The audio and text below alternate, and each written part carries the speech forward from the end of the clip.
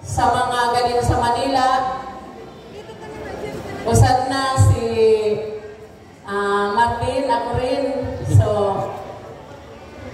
sadman po ako na nakakaiba sa programa mo, sir.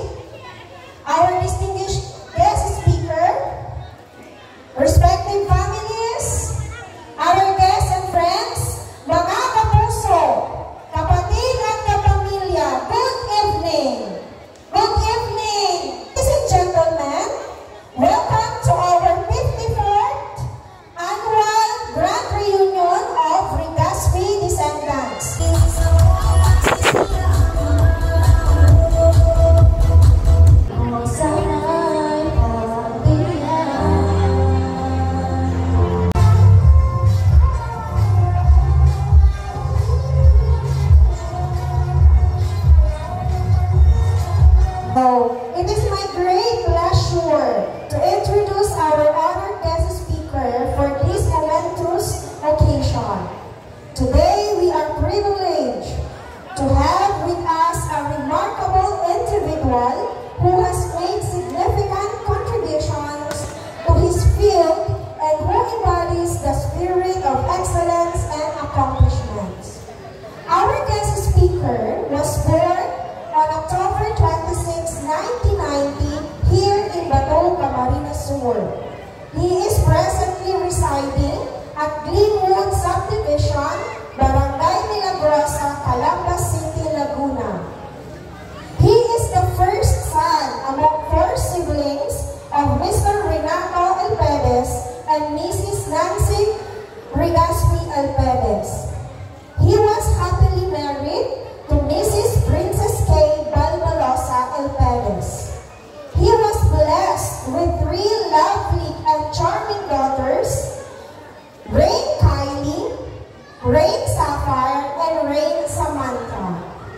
His educational journey began at San Roque Elementary School, where he graduated in 2002. He then went on to attend his secondary at San Roque High School. In 2006, he enrolled at Camarines Sur Polytechnic Colleges, Nabla, Camarines Sur, where he pursued his passion for Bachelor's of Science in Mechanical Engineer and graduated with a bachelor's degree in 2011.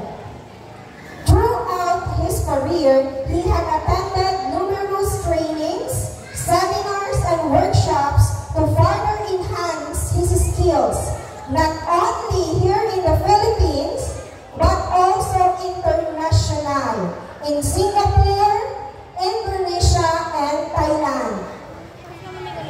His dedication to his profession has not gone unnoticed because he has more or less 11 major projects handled in different parts of the Philippines. A mechanical engineer of World Petropower Corporation and the pride of the Rigaspi clan, we have Engineer Ray Rigaspi Elpedes. A round of applause, please.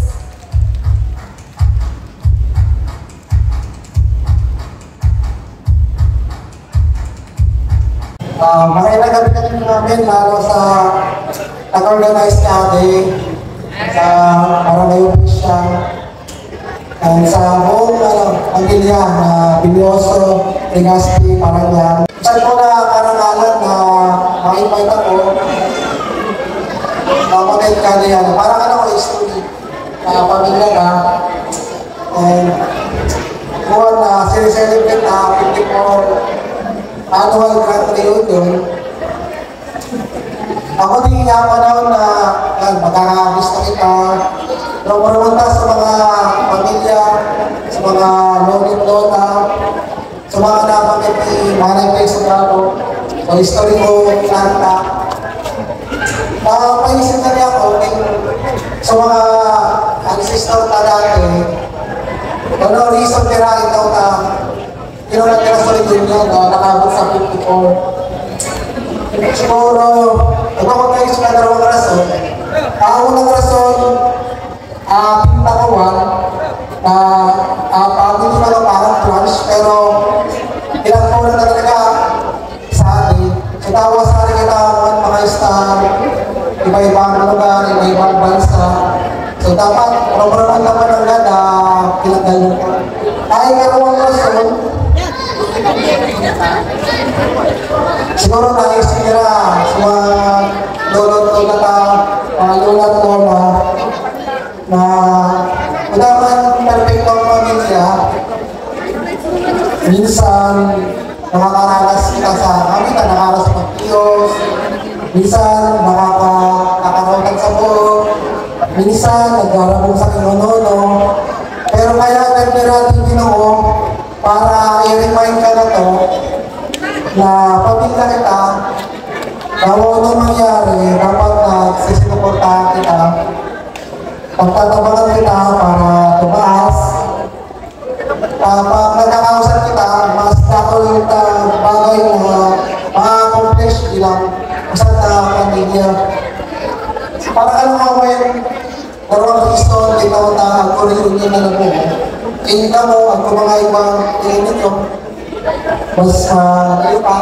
Kaya challenge ko para sa mga next generation, 54 years, dapat mapaabot na ang 100 years. So, dapat priority ang mga next generation na pagpanaw sa salita na ngayon baga na nakaipakita ang mga kapistuhan ulit. Dahil maayos kung ano mga problema. Tapos, kami yung baga na papay mo na problema kita. Ako lang po ang masabi ko para sa amin. Thank you po.